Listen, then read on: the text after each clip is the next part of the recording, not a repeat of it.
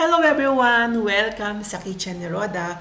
For today's video, nagluto po ako ng gulay at ginawan ko po ng tatlong recipe. Ngayon po, ang unang ipapakita ko po sa inyo yung first recipe na ginawa ko. Kaya tara po, umpisaan na natin! Ito po yung unang recipe na ginawa ko, lumpiang gulay with toge. Uploaded na po yan. Pa-check na lang po yung notification bar above. So ngayon naman po, ito po yung ipapakita ko sa inyo ang ating lumpiang gulay na ginawan ko ng sauce ng suka. At gumawa rin ako ng sauce. Kasi po yung sauce na yan, ilalagay ko po yan sa ating lumpiang hubad.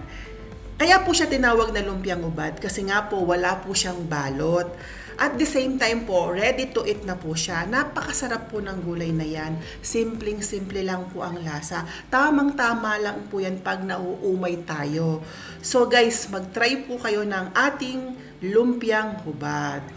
Ngayon naman guys, ang ipapakita ko sa inyo, lahat ng recipe na nagawa ko. Ito na nga po yung tatlong recipe na nagawa ko sa isang putahe lang. Ang ating lumpiang prito, lumpiang ubad, lumpiang toge with tokwa. At gumawa po ako ng sauce. Ito nga po yung pinakasabaw ng gulay natin. Then po yun pong suka natin.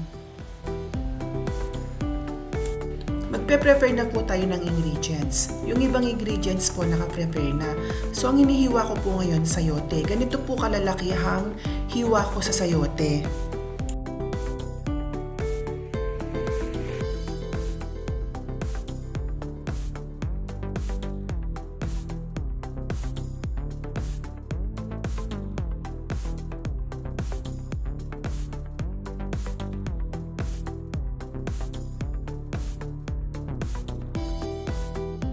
Next naman ang sibuyas na puti. Hihiwain ko din siya ng pahaba.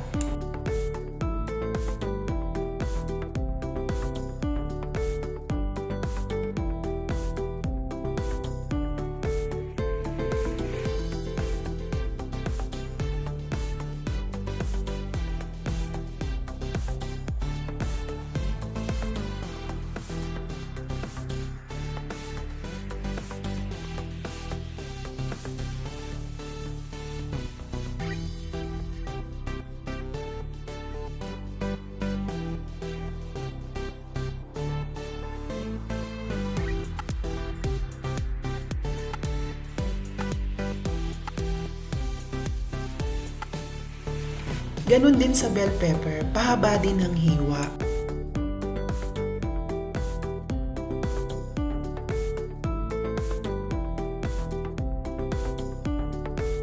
Maglalagay din po ako ng singkamas kasi nga po, nakita ko nga po yan sa rep ko, sayang naman. Pahaba din po ang hiwa natin. Lahat po ng gulay natin, pahaba po ang hiwa.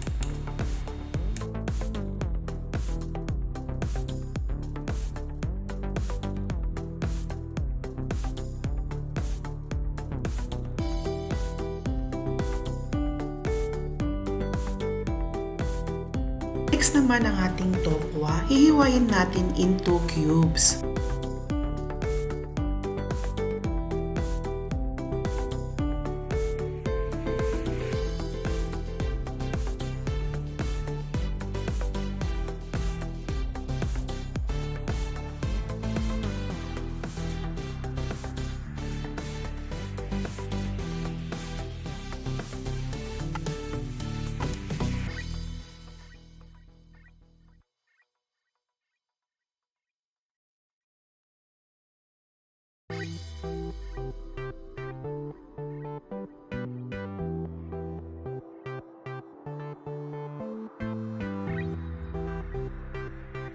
Maglalagay po ako ng salt and pepper para magkaroon po ng lasa ang tokwa bago natin prituhin.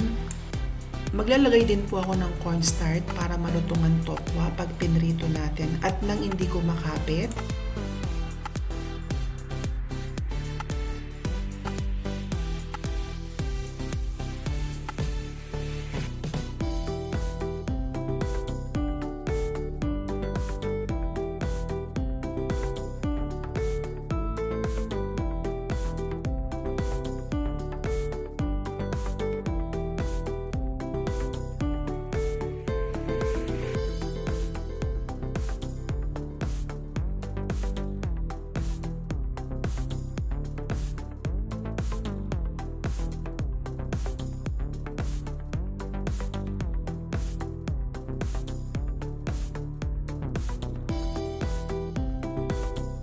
lahat ng ingredients na i-prepare na natin. Ngayon naman gagawin natin, magpiprito tayo ng tokwa at igigisa na natin ang ating mga gulay.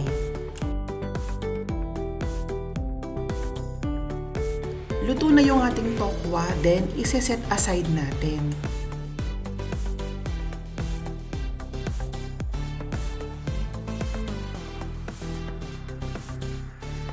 Bawang, next naman igigisa na natin.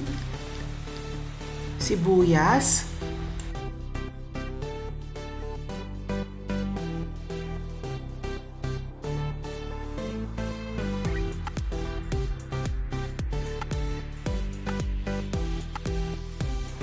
hipon, hahaluin natin hanggang sa maluto na yung hipon natin.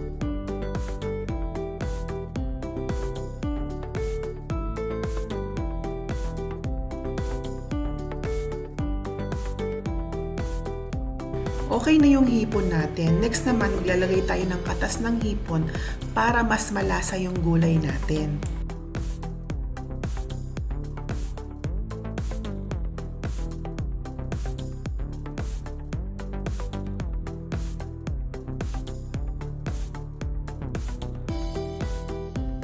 Maglalagay po tayo ng chicken cubes. Patis, dagdag po sa pampalasa, at saka ang ating bell pepper. Ilalagay ko na rin po at ang ating carrots. Hahaluin po natin ang ating gulay para po even po ang pagkaluto.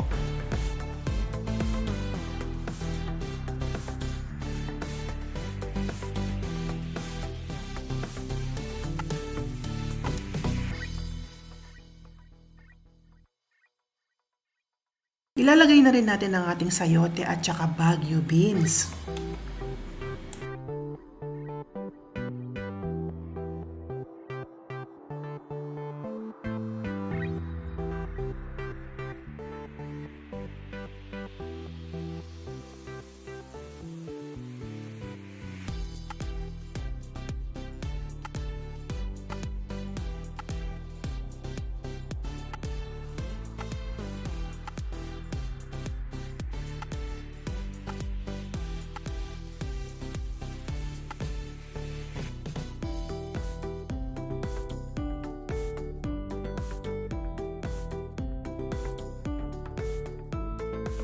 Pati na rin ang singkamas, kamote at patatas. Napakasarap po ng gulay na ito pag ginalo natin sa gulay kasi po manamis-namis siya.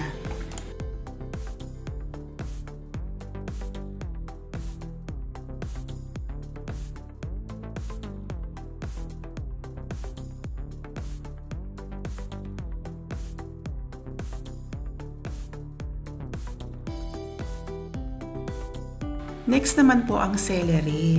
Ito po yung nagbibigay ng aroma sa gulay natin, kaya po madami po akong nilagay. Pagkahalo po, tatakpan ko, then palalambutin po natin ang mga gulay.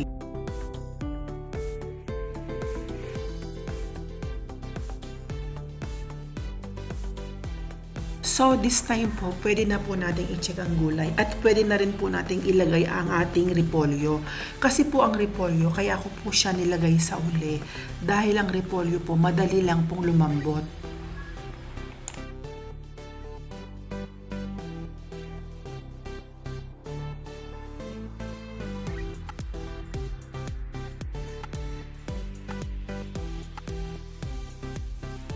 Next naman, hartoge. Compare kasi sa repolyo, mas malambot ang toge, kaya siya yung kahuli-hulihang gulay na nilagay ko. Hahaluin po natin ng maayos ang mga gulay para po pantay-pantay po ang pagkalambot ng mga gulay. Paluto na po yung ating mga gulay. Siguro po mga 5 minutes lang. Ngayon po ipapakita ko po sa inyo yung third recipe na nagawa ko.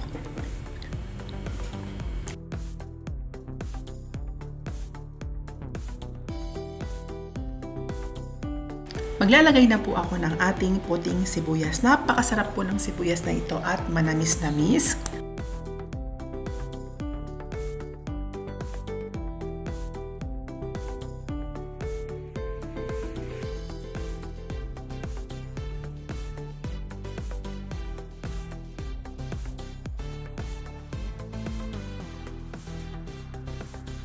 At ilalagay ko na rin po yung ating piniritong tokwa.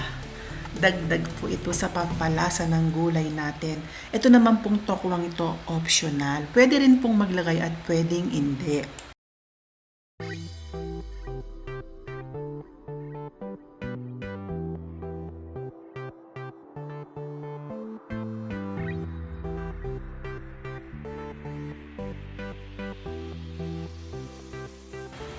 Kinuha ko po yung pinakasabaw ng gulay natin.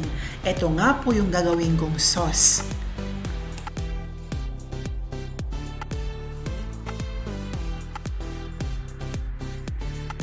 Next naman po, i-drain ko para lahat ng sabaw makuha natin. Yan po yung sauce na nakuha ko sa gulay. Next naman po, i-drain din natin ang mga gulay para masahid po natin ang pinakasabaw.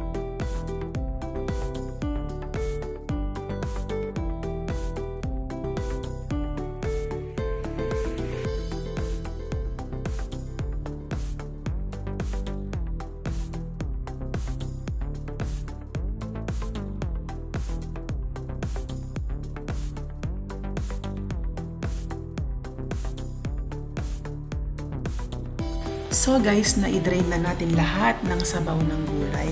Ngayon naman hahaluin natin. Pagkahalo, maglalagay tayo ng pulang asukal. Yan po yung pangpatamis sa sabaw natin para masarap po yung ating sauce. Next naman po, maglalagay po tayo ng harina. Yan po yung pampalapot. Unti-unti lang po ang paglalagay para po mahalo natin ng maayos ang harina. Halo lang po tayo ng halo hanggang sa ma-distribute natin yung harina. This time po, lulutuin ko na po yung ating pinaka-sauce. Halo lang po tayo ng halo hanggang sa lumapot ang sauce natin. Take note po, wag po nating titigilin hanggang sa lumapot ang ating sauce para po masarap po ang sauce natin. Pino po siya at hindi magaspang. Malapit na pong lumapot ang sauce natin, pero mas maganda po kung mas palalaputin pa po natin ang sauce natin para po mas masarap at wag po nating titigilan sa pag-aalo para po ang sauce natin pino, hindi po namumuho yung ating harina. Maglalagay po tayo ng hilaw na bawang at pinong bawang po. Alam niyo po ba, bagay na bagay po ang bawang sa sauce na yan, sa lumpiang gulay na sauce. Hindi ko po lalagay lahat ha. Tansya-tansya lang po ang paglalagay kasi po pag nilagay natin lahat baka po masyadong strong ang lasa. Siyempre may mga bata po tayong kasama. Kailangan po alalay lang tayo sa paglagay. Pwede naman po tayong magdagdag.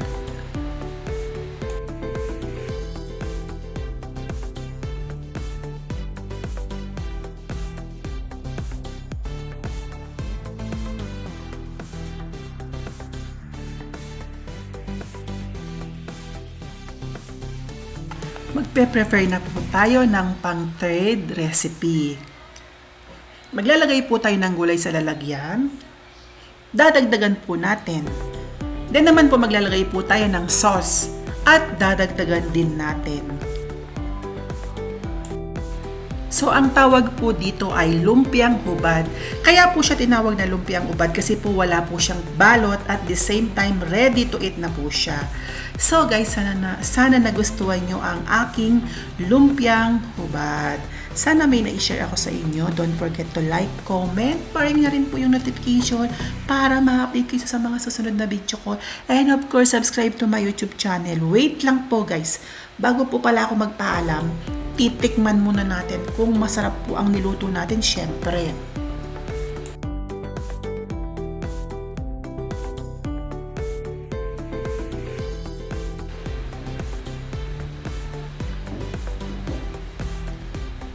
Yes guys, masarap. Approve sa panlasa ko. Sana po natikman nyo rin, no?